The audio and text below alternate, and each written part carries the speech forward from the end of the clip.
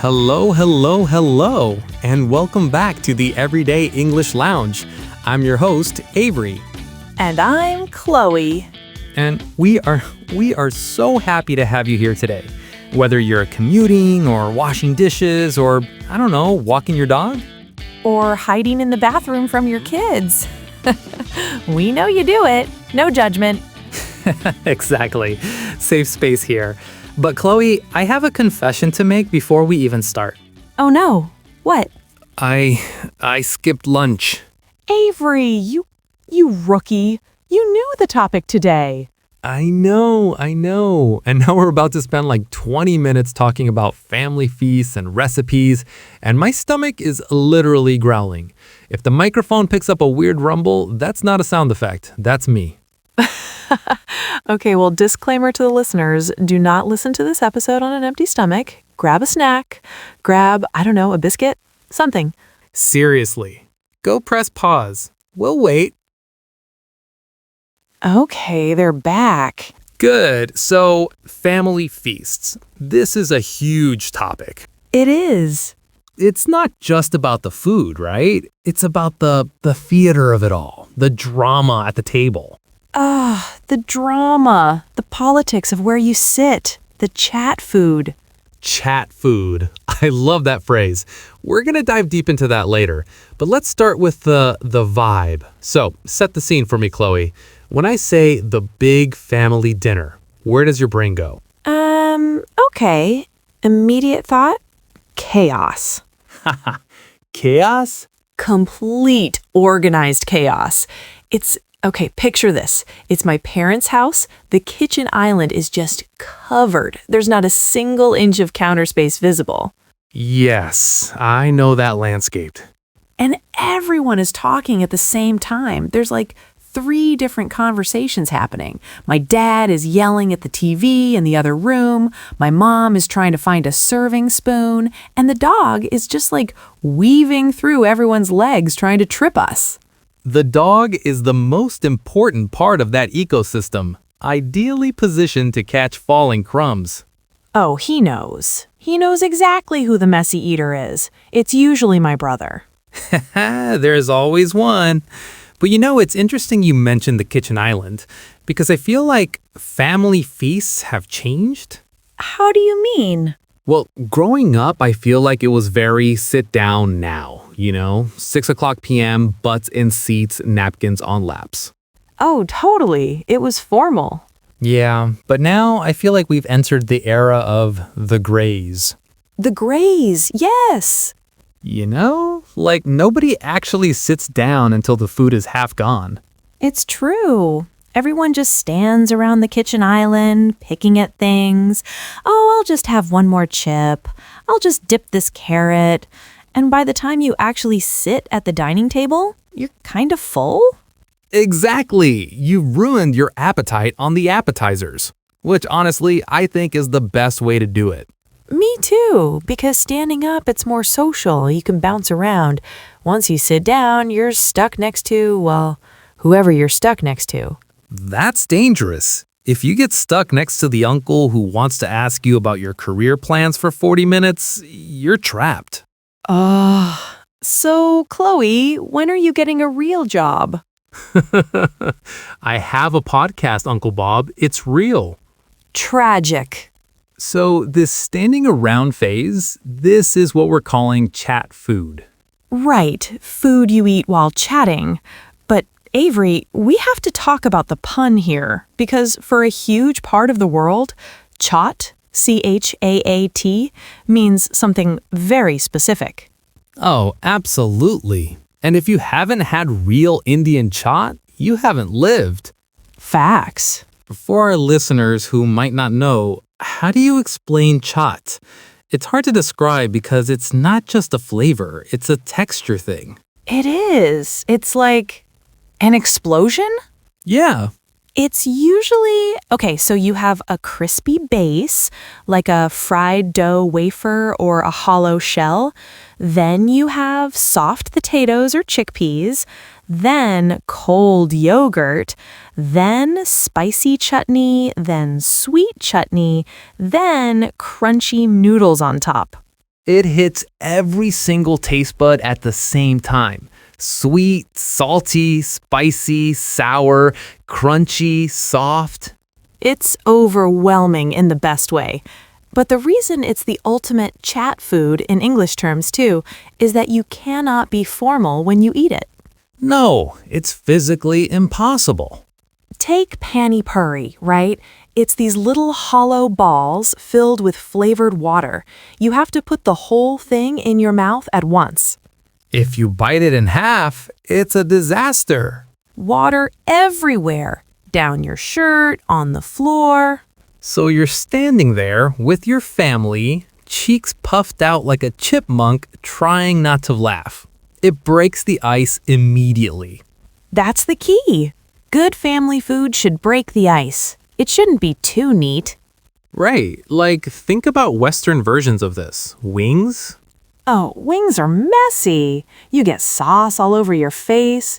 You can't take yourself seriously holding a chicken wing. Or nachos, the nacho pull. The struggle when you grab one chip and it's attached to 5 other chips by a string of cheese, and you just have to commit. And everyone is watching you, cheering you on. Go, go, go. See, that's community. That's bonding. It really is. I think if you serve food that requires a knife and fork, the conversation is stiffer. If you serve food you eat with your hands, people relax. 100%. Hands-on food equals hands-on conversation. Okay, moving from the messy eating to the making. The kitchen. The engine room. Are you a cook, Chloe, or are you more of a cleanup crew person? I am an enthusiastic cook. Enthusiastic? I like that word. It implies mixed results? Exactly. Sometimes it's amazing. Sometimes my husband asks if we can order pizza. Fair. But when it comes to family feasts, is there one dish that you have to have? Like, it's not a holiday without it. Okay, so for us, it's macaroni and cheese, but not the blue box kind. Okay, we're talking homemade?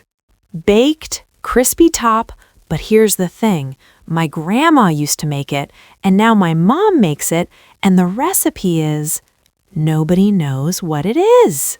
Ah, the secret recipe. It's so frustrating. I ask my mom, how much cheese? And she goes, enough. Enough is not a measurement. Until it looks right.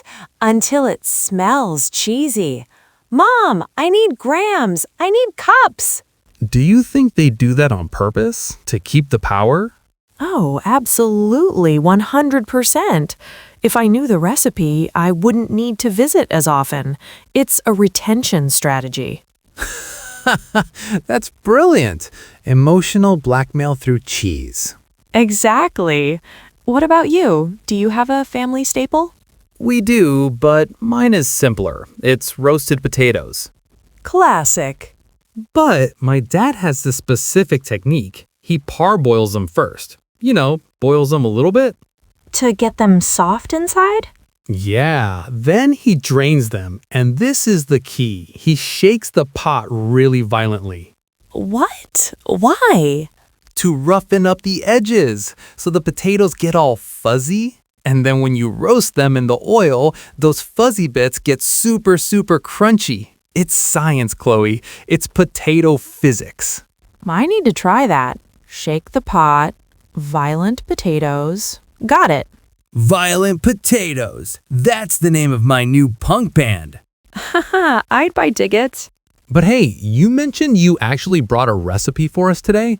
Something for the chat food vibe? Yes, I did, because I know not everyone wants to spend 4 hours making mac and cheese. This is super fast. It's a spicy roasted chickpea snack. Ooh, okay. Walk me through it. I'm taking notes. Okay, step 1. Canned chickpeas. Don't bother soaking dry beans overnight unless you're like a saint.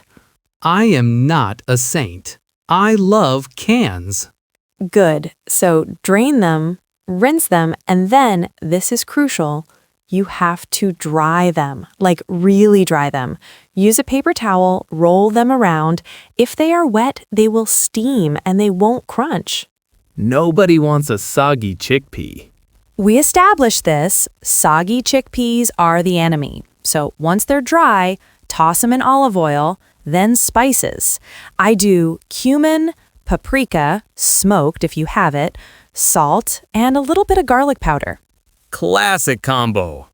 Toss it all up, put it on a baking sheet, 400 degrees, that's about 200 Celsius, for 20 to 25 minutes. Shake the pan halfway through.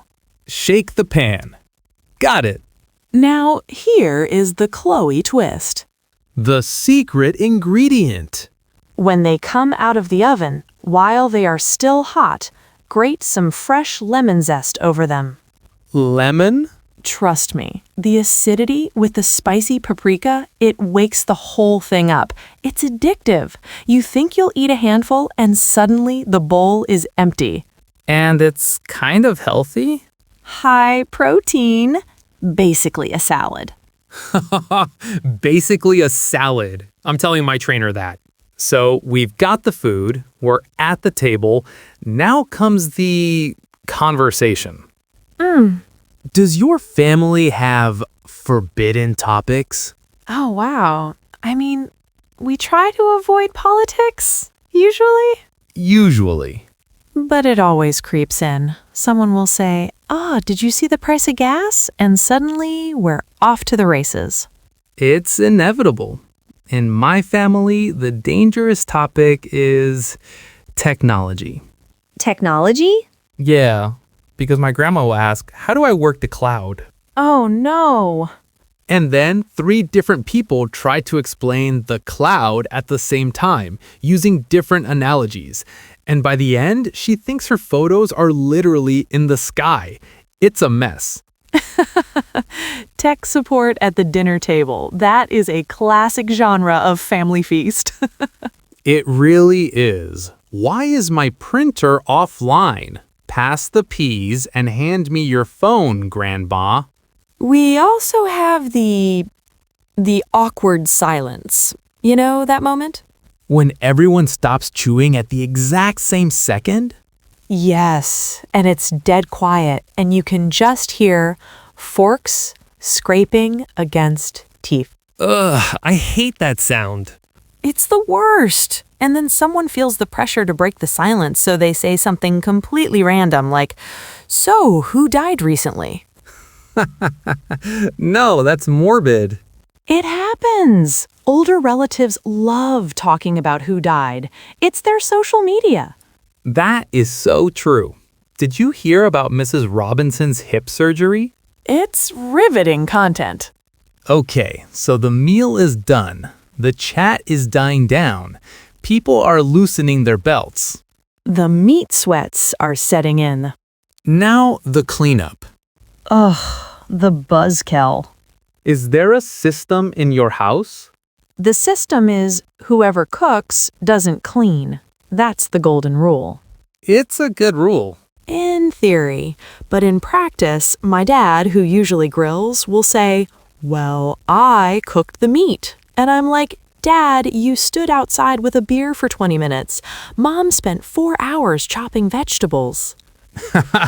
Grilling privilege. It's a real thing.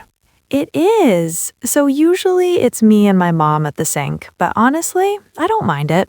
Really? Yeah, because that's when the real tea is spilled. Ooh, the kitchen sink debrief. Exactly. The loud uncles are in the living room falling asleep, and in the kitchen, we're analyzing everything. Did you see what she was wearing? Did you hear what he said about his job? That's the best part of the night. It's the post-game analysis. Precisely. For me, the struggle is the leftovers, the Tupperware Tetris, Oh my God, trying to fit everything into the fridge. and trying to find the matching lids. Why do I have 50 containers and only 3 lids? Where do the lids go, Chloe? They go to the same place as the missing socks. It's an alternate dimension. It has to be. And then there's the negotiation. I'll take the leftover turkey, you take the green beans. I don't want the green beans.